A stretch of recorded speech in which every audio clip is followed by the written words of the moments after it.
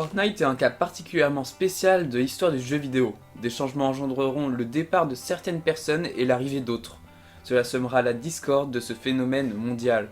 Nous allons parler aujourd'hui d'abord du développement et l'ascension de Fortnite, jusqu'au boom du déclin, enfin, on peut dire ça, suivi de la dégringolade, si on peut dire, mais cette histoire est bien plus complexe qu'il n'y paraît. On finira par ce qu'est Fortnite aujourd'hui et des interviews de joueurs récents et vieux qui ont arrêté Fortnite ou commencé au moment du boom.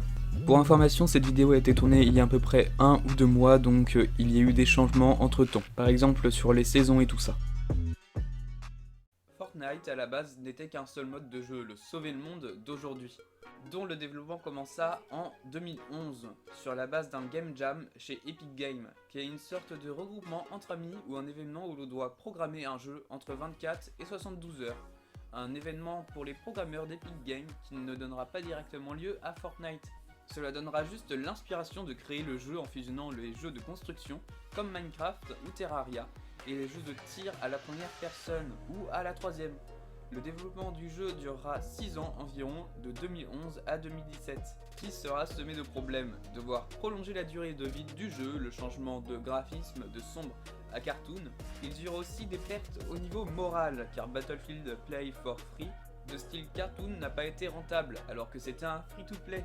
N'osant pas imaginer les dégâts pour un cartoon payant, Epic va aussi chercher à faire des tests sur le jeu, car il voulait tester le Game as Service, qui est une évolution du free-to-play, mais avec une sorte d'abonnement pour pouvoir y jouer, pour avoir un revenu récurrent ou des achats récurrents presque obligatoires. Au final, Epic céda le titre en titre payant en juillet 2017, sachant pertinemment qu'il sortirait le free-to-play avec le mode Battle Royale, qui fera changer le nom du mode de base de joueurs contre l'environnement à sauver le monde aujourd'hui. On va maintenant s'intéresser de plus près au mode de jeu de Fortnite qui sera le plus populaire et qui fera l'objet de notre vidéo, le Fortnite Battle Royale. Ce mode de jeu sortira donc après le départ de base du jeu en général. Au moment de la sortie du jeu, PlayerUnknown's Battleground, raccourci par PUBG, était l'un des jeux les plus populaires que l'on peut considérer comme phénomène mondial. Et ce phénomène mondial avait fait déjà ses preuves sur le marché avec 5 millions d'exemplaires en 3 mois après sa sortie de mars 2017. Le public était donc à fond Battle Royale et cela intéressa Epic Games qui cherchait déjà à adapter le Battle Royale, donc le film, en jeu vidéo. Ils développeront donc le mode en à peine 2 mois et sortira le mode le 28 septembre 2017, qui au départ devait être payant et inclus à sauver le monde. Mais après réflexion, ils décidèrent de le sortir gratuitement en free-to-play. Le but du mode, tout le monde le connaît, sauter d'un bus, puis tuer tous les ennemis de la map pour faire top 1, qui est relativement un but simple mais qui sera plus qu'efficace. On va aller plus loin car le mode de jeu où les techniques sont bien plus qu'un simple Battle Royale. Nous allons donc voir ça tout de suite. La technique de jeu de Fortnite offrira donc de nombreuses possibilités aux joueurs, ce qui permettra d'avoir une grosse différence avec tous les autres Battle Royale qui sortent, car Fortnite n'est pas le seul à s'inspirer de ça, mais beaucoup de jeux vont sortir donc des modes Battle Royale. Donc Fortnite va miser toute la différence sur le gameplay, ou plutôt la technique de jeu. Tout d'abord, ils mettront des armes simples avec des caractéristiques compréhensibles et peu recherchées au départ du jeu. On peut les trouver dans des coffres et des colis. Vous pourrez aussi retrouver des soins basiques avec une deuxième barre de vie nommée le bouclier, qui n'est pas rempli au départ de la partie, vous devrez donc le remplir au fur et à mesure. Le gameplay est assez compréhensible au départ du jeu, mais les joueurs se différencieront grâce aux constructions dans les premiers mois. La plupart des joueurs ne seront donc pas très désavantagés s'ils ne peuvent pas construire, mais ça nous en parlerons plus tard dans la vidéo car cela changera au fur et à mesure. Donc la technique de construction, qui est donc une base du mode sauver le monde, sera mise sur le Battle Royale, ce qui permettra ainsi de se déplacer et de se protéger plus facilement, ce qui permettra aussi d'avoir un gameplay en 3 dimensions, ce qui est tout nouveau. Vous pourrez aussi escalader plus facilement des montagnes. Cette innovation du Battle Royale sera donc l'atout majeur du jeu. Vous aurez donc des combats non pas seulement sur un terrain plat, mais vous pourrez aussi monter pour pouvoir avoir des combats dans les airs. Comment Epic Games gagne de l'argent grâce au free-to-play? Grâce aux skins, et cela marchera très bien, beaucoup de gens achèteront de la monnaie fictive du jeu en échange d'argent réel. Vous paierez donc pour avoir un aperçu différent du personnage et des pioches différentes, récupérer de la même efficacité les matériaux qui serviront à la construction grâce aux pioches, ou des planeurs qui vous permettent d'atterrir. Rien de bien développé qui permettra quand même une rémunération sur le mode de jeu au départ minime, qui qui prendra de l'ampleur au fur et à mesure du temps et on en parlera par la suite dans cette vidéo. Donc là c'est le départ de ce jeu encore très peu connu des joueurs, beaucoup de choses changeront au fur et à mesure du jeu. Notamment la carte qui sera à la base extrêmement simple et qui deviendra mythique par la suite.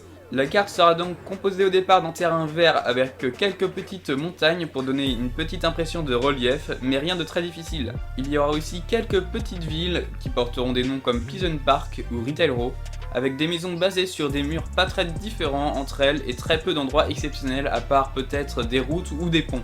Ceci dit, Fortnite exploitera cette carte même un peu trop, mais nous en parlerons après dans la vidéo. Il n'y a pas d'histoire au tout départ du mode Battle Royale, en tout cas rien de vraiment remarquable. Vous aurez juste des niveaux avec des récompenses qui seront gagnées au fur et à mesure des niveaux, et qui deviendra le fameux pass de combat maintenant. On va passer au départ du succès mondial du jeu. Il démarrera à la sortie du Battle Royale lors de la saison 1, où il n'y a pas encore de pass de combat et pas d'événements. Beaucoup de joueurs arriveront et pourront s'habituer à apprécier le gameplay du jeu, avec une carte comme on dit précédemment extrêmement simple, avec quelques skins pas encore très achetés. Des joueurs arrivèrent avec dedans des streamers qui fourniront un gameplay du jeu pour montrer aux spectateurs le jeu. À leur tour, les spectateurs installeront Fortnite. On ne parle pas beaucoup du jeu dans les médias. Les joueurs ont une tranche d'âge compris entre le collège et adulte. Il atteindra le 20 millions de joueurs, mais ce n'était donc que le début. Puis la saison 2 arriva, encore plus de personnes jouèrent au jeu. Et le nombre de streams s'accroît avec quelques vidéos et très peu de chaînes spécialisées sur le jeu, en tout cas seulement sur le Battle Royale. Le premier pass de combat, qui est payant en monnaie virtuelle, débutera avec 70 paliers, où les joueurs ayant payé gagnaient quelques skins de personnages devenus extrêmement rares de nos jours, avec un thème médiéval. Vous aviez une petite boutique avec plus de skins remarquables. Les joueurs commencent à sentir le succès du jeu. Quelques-uns achètent donc le pass de combat, la map changera au début de cette saison en rajoutant plus de villes, ce qui rajoutera un peu de changement, en tout cas assez pour garder les joueurs sur le jeu. Il n'y a pas encore de gros événements mais Epic Games commence à y penser pour la saison 3. La saison 2 prit fin le 23 février 2018, laissant place au réel départ de Fortnite. Les deux premières saisons n'étaient donc là que pour attirer les joueurs, mais celle-ci commencera le réel début du Fortnite au niveau médiatique. YouTube, Twitch et communauté. Le thème du pass de combat aura un rapport avec le premier événement qui mettra une énorme hype aux joueurs et commencera à faire parler du jeu et à le populariser. Ce premier événement ne sera pas explicite et intriguera les joueurs. Une météorite s'approchera jour après jour des joueurs en jeu. Cela se passera en fin de saison 3. Les joueurs s'interrogent donc dessus. Puis la fin de la saison 3 laissera place à un trailer montrant que la météorite s'écrase sur un lieu nommé Dusty Depot, ce qui créera un peu d'empathie pour le lieu et hypera les joueurs qui iront tous vers ce cratère, ainsi que des nouveaux joueurs ayant entendu parler du jeu ou vu des vidéos sur celui-ci. Après ce premier événement, le jeu ne fait que grimper, suivi de plein de petits événements en rapport avec des skins à acheter, ce qui permettra à Epic Games de récupérer pas mal d'argent. Les événements s'enchaîneront, en saison 4, une fusée décollera en plein jeu avec les joueurs qui y regarderont. Certains l'ont vu avec leurs amis, créant des souvenirs inoubliables avec la suite des événements. Saison 5, un cube apparaîtra et traversera sans explication toute la carte du jeu. Les joueurs l'adoreront et le surnommeront Kevin. Encore une preuve de l'influence de Fortnite sur les joueurs, et que les joueurs portent sur le jeu. Saison 6, un skin du jeu crée une faille un peu partout déformant la carte du jeu. Les joueurs qui s'étaient attachés aux villes seront donc touchés en plein cœur. Pendant ce temps, le nombre de joueurs s'accroît. On parle du jeu partout dans les médias et sur des plateformes de streaming et le nombre de lives explose. Saison 7, encore un événement. Saison 8 et saison 9 aussi.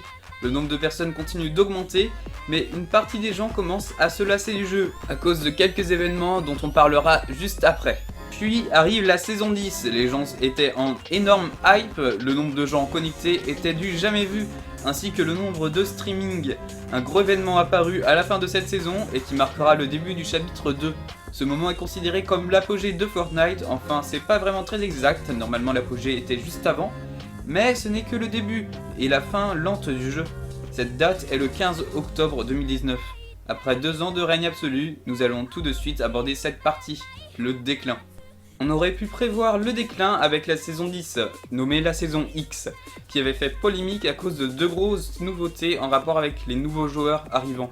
Le niveau ayant beaucoup augmenté chez les joueurs, L'expérience de jeu n'était pas optimale pour tout le monde, et du coup les nouveaux arrivants les décourageant assez rapidement de jouer ou continuer à jouer au jeu à cause du niveau des autres joueurs, qui est exceptionnel, car ils ont eu 2 ans pour se perfectionner dans leurs attaques et leur construction. Epic Games va donc se mêler à ce petit problème, qui d'après eux empêcherait de développer Fortnite. La première nouveauté sera l'ajout d'un nouvel engin de transport, ou plutôt une machine de combat, un peu trop forte d'après les anciens. Ces engins s'appellent les brutes, qui sont des robots qui sont contrôlés par 2 joueurs en même temps. Un qui se charge de déplacer le mastodonte et l'autre qui tire. Les robots se retrouveront être bien plus forts que prévu et démoraliseront les joueurs plus forts qui se feront tuer facilement par des attaques répétées des robots manipulés, principalement par des nouveaux arrivants, créant 2 groupes rivaux, les anciens joueurs et les nouveaux. Ces 2 groupes étaient principalement différenciés par leur tranche d'âge et date de début du jeu, mais nous en parlerons plus tard dans la vidéo. Donc reprenons sur les robots qui étaient ajoutés, justifiés par Epic Games, disant offrir à tous les joueurs, quel que soit leur niveau, une expérience divertissante où tout le monde a une chance de gagner. Une deuxième modification impactera grandement les anciens joueurs, sachant construire rapidement, et qui fera lâcher le jeu à pas mal de joueurs professionnels.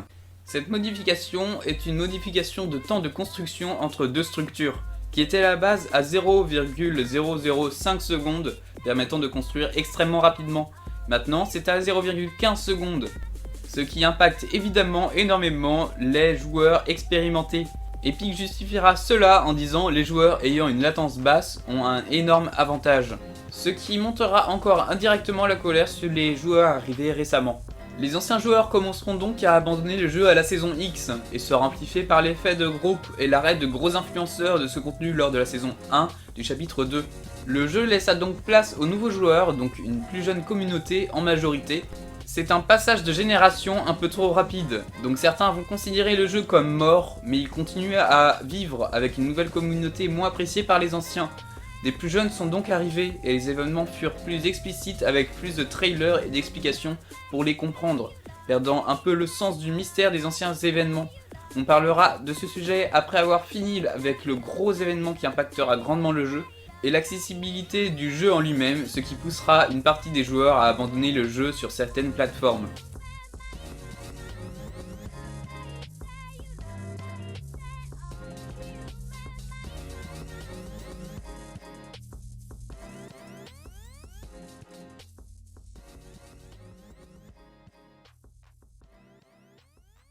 Cette polémique est le retrait de Fortnite sur l'Apple Store et le Play Store, qui sont dans les 2 plus grands endroits de téléchargement sur mobile et tablette. Les raisons sont tout d'abord que les achats en plein jeu ne passent pas sur la plateforme de paiement d'Apple, l'Apple Pay, ce qui prive Apple d'une commission qu'elle devrait prélever sur les achats dans les applications présentes sur cette plateforme. Ce qui était bien sûr une infraction aux règles de l'Apple Store. Google supprimera donc aussi pour les mêmes raisons par la suite le jeu du Play Store. Les joueurs ne seront donc pas contents car ils ont leur compte sur cette plateforme et seulement sur celle-ci, et ils ont payé dans le jeu. On va maintenant revenir sur le changement de génération dans le jeu. Après avoir eu tous les problèmes qui participeront au déclin de Fortnite, nous allons donc éclairer ce petit problème. Enfin, peut-être un petit peu gros à mon avis. Epic Games essaie donc depuis quelques temps de faire revenir les anciens joueurs en remettant par exemple d'anciennes villes ou même en remettant au bout du jour des références aux anciens événements, comme le cube. Cette technique ne marche pas très bien car ils commencent à en abuser un peu trop. Ils remettront aussi d'anciennes armes pour les mêmes raisons. D'ailleurs, le nombre d'armes a explosé, la diversité des armes est devenue beaucoup trop grande. Beaucoup de joueurs ne connaissent pas toutes les armes alors qu'au début du jeu tout le monde connaissait toutes les armes. Les conséquences de ce changement de génération causera aussi des soucis en dehors du jeu, notamment une participation à la haine contre les 2010, qui est une discrimination envers cette génération, qui est donc en partie à cause de cela. Vous voyez donc qu'il y a une grande influence sur les joueurs directs et indirects. Vous avez aussi une sorte de discrimination au sein même du jeu qui incite les joueurs à mettre de l'argent dans le jeu, celle des skins. Tout simplement, les personnes n'ayant pas de skins sont interprétées comme des joueurs débutants ou joueurs extrêmement nuls, des fois allant jusqu'aux insultes quand les personnes se retrouvent avec une personne n'ayant pas payé dans le jeu. Certains même quittent la partie quand ils voient avec qui ils sont, ce qui est totalement stupide, car ce n'est pas parce qu'une personne n'a pas payé dans le jeu qu'il est forcément nul. On ne peut pas dire que c'est un problème du jeu mais de sa communauté.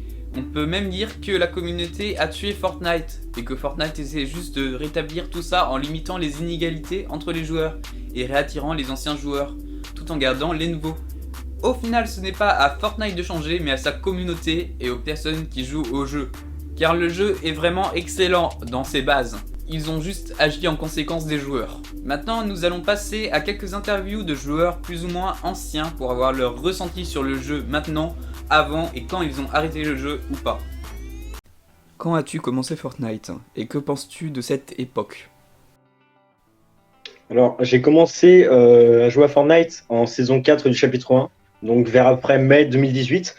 J'ai commencé sur PS4 et après, en fait, le truc avec ce début de Fortnite, avec le début du chapitre 1, enfin on va dire le mi-chapitre 1, c'était que on avait à peu près tous le même niveau. Il y avait, on appelle un SBM de toute façon, c'était quand même assez restreint au niveau des écarts de rang entre guillemets.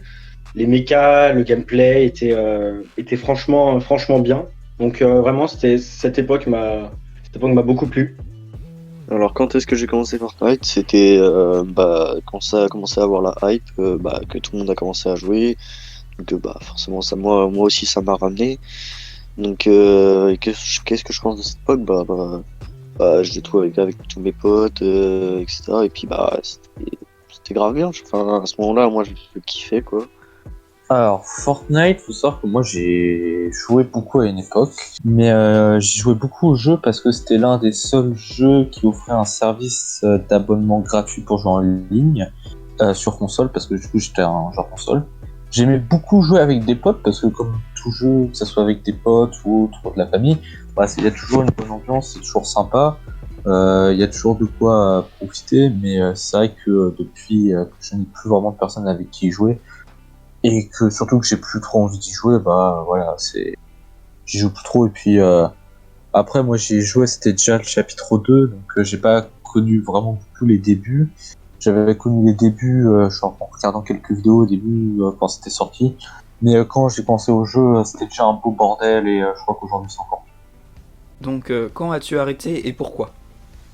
Alors, j'ai arrêté, enfin, on va dire, j'ai fait une pause. J'ai arrêté, on va dire, au niveau de la saison 1, 2 du chapitre 2. Et puis, je me suis remis assez récemment, on va dire que je jouais, on va dire, une fois par saison. Et puis, je me suis remis récemment en saison 8, donc du chapitre 2. Mais on va dire que j'ai fait quand même une énorme pause depuis qu'on est passé au chapitre 2 de Fortnite. J'ai arrêté parce que, on va dire, le côté du chapitre 1 me manque un peu, entre guillemets. Par exemple, les mécaniques, on va dire, tout ce qui est interface a beaucoup changé, surtout sur les dernières saisons de ce jeu. Les interfaces, on va dire, plusieurs mêmes mécaniques qui ont été changées. Il y a beaucoup de choses, en fait, même la map, entre guillemets, m'a un peu déçu. On pourrait dire ça comme ça. Elle m'a un peu déçu parce que j'étais habitué, on va dire, à la première map. Mais il y a plein de changements comme ça, les mises à jour que je ne trouvais pas non plus incroyables, comme ce qu'on pouvait voir à la fin de chaque saison du chapitre 1. En fait, c'est vraiment toutes les mécaniques du chapitre 1 qui m'ont manqué. Donc, c'est principalement ça qui m'a fait arrêter de jouer au chapitre 2. Alors j'ai arrêté vers à peu près 2019 environ, peut-être un petit peu avant, entre 2008 et 2019, parce que je m'étais un petit peu lassé, et après il y a aussi le contenu qui était proposé me plaisait plus. Comme je l'ai dit, le jeu, je dois avoir 150 heures dessus, un truc du genre. J'y avais joué pendant 6 mois à peu près. J'ai arrêté à cause de problèmes personnels, parce que j'y jouais qu'avec une seule personne, et par la suite ça m'a pas intéressé d'y jouer seul. En plus c'était un jeu qui demandait d'être assez actif pour avoir certains biens. J'ai jamais mis d'argent dans le jeu, et d'ailleurs c'est ce qu'il faut faire, parce que c'est un genre de jeu gratuit qui sont gratuits sur le papier, mais en arrière-plan ils vont te faire que tu dépenses de l'argent. Mais moi j'ai jamais mis de l'argent dans le jeu, et j'ai quand même réussi à avoir des skins, ce genre de choses. Et que penses-tu de Fortnite maintenant? Alors maintenant, on va dire que je joue moi à Fortnite, mais ce que je retiens, c'est que quand même ce jeu est globalement bien. Voilà. Même si, comme je l'ai dit précédemment, le gameplay et les mécaniques ont changé et changent toujours au fil du temps, ça reste un jeu quand même fortement bien qui peut attrayer des personnes de tout âge, bien évidemment. Donc non, franchement, même si j'y joue moins parce que je me suis mis sur d'autres jeux, vraiment, Fortnite reste quand même un très très très bon jeu de Battle Royale. Alors, pour être franc, c'est un peu parti de n'importe comment, je trouve. Entre vaisseaux aliens et le renouvellement des zombies qu'il y a actuellement. Wow, c'est n'importe quoi quand même. Enfin, après, ça me dérange pas non plus d'y jouer, c'est toujours bien, mais bon, après, si on parle du Battle Royale, particulièrement, bah, c'est n'importe quoi, mais sinon, quand on parle du mode campagne, c'est toujours un plaisir d'y jouer. Alors, honnêtement, le jeu, au début ça allait, mais alors là, je dirais qu'à partir du chapitre 2, en fait, même en fait à partir de la période tout ce qui était cube, la fusée et tout, c'était sympa, il y avait une petite histoire, mais alors là, maintenant, c'est vraiment parti en couille. Je suis plus du tout l'actualité, donc je sais pas trop ce qui se passe, mais je sais que quand je regardais encore par-ci par-là, je regardais pas des vidéos, mais j'avais des annonces, parce que avant de désinstaller le jeu, je l'avais encore forcément. Et ouais, c'était un beau bordel, hein. Il y avait pas mal de trucs. Il y avait plein de types d'armes, la communauté aussi qui était très spécifique, hein. Il y avait beaucoup de jeunes personnes en fait qui jouent au jeu, qui étaient énormément influencés par les influenceurs d'aujourd'hui. Donc c'est sûr que voilà, après, sinon c'était... Ouais, aujourd'hui je joue plus au jeu, franchement j'ai aucun regret et je pense pas que je m'y remettrai, et de toute façon comme beaucoup de personnes, le jeu a beaucoup baissé. Il y a énormément de bots maintenant dans les parties. Le jeu est devenu très très simple, hein. Je me rappelle au début, genre l'objectif du monde c'était de faire top 1. Et moi, la dernière game que j'avais fait, je crois 20 kills top 1. Et c'était une des raisons aussi pour lesquelles j'avais désinstallé. Il n'y avait plus aucune, même si j'avais gagné du skill avec le temps, plus aucune difficulté, et j'ai préféré m'arrêter là. Et voilà, le jeu a vraiment chuté d'un coup, quoi. Et est-ce que ce jeu t'a marqué, et si oui, pourquoi?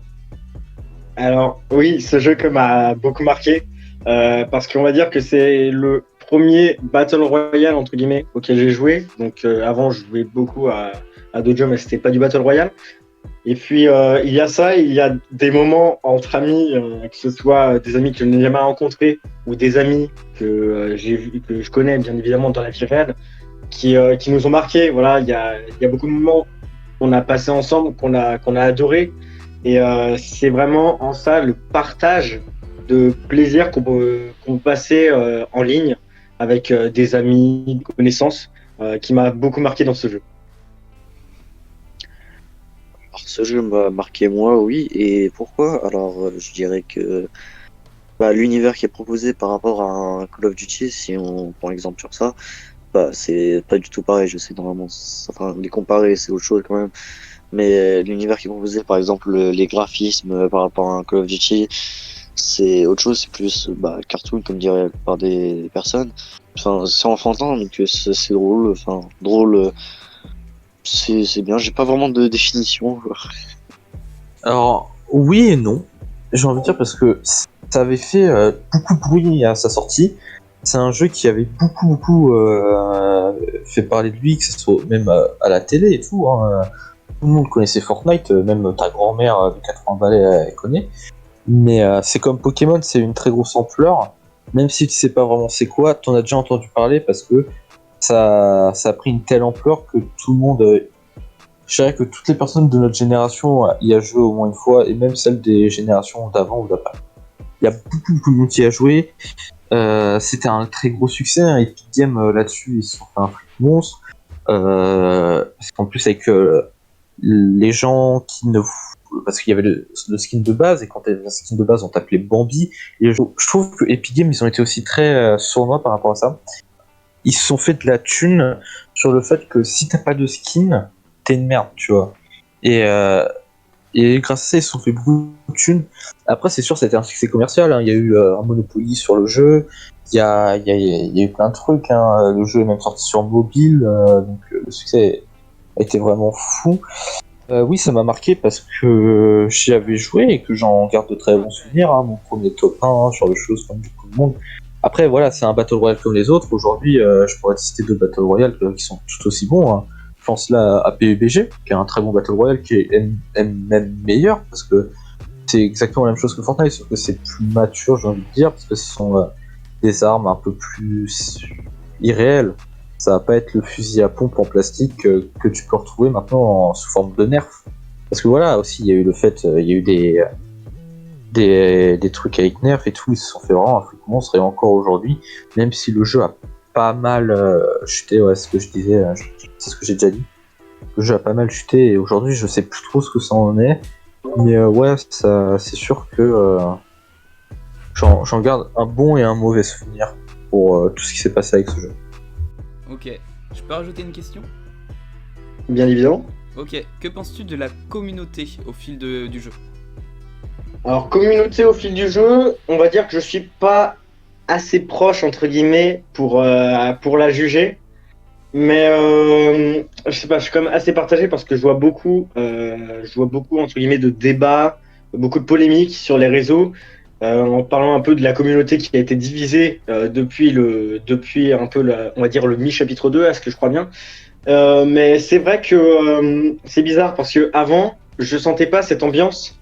Je sentais pas l'ambiance un peu tendue comme ça entre différents groupes entre guillemets de joueurs. Je la sentais pas ça avant, mais je suis pas non plus assez proche pour faire vraiment une énorme analyse. Mais c'est vrai que ça m'a quand même surpris de voir que la communauté était autant divisée par rapport à une polémique à laquelle je ne tiens pas, enfin, je ne tiens pas vigueur entre guillemets.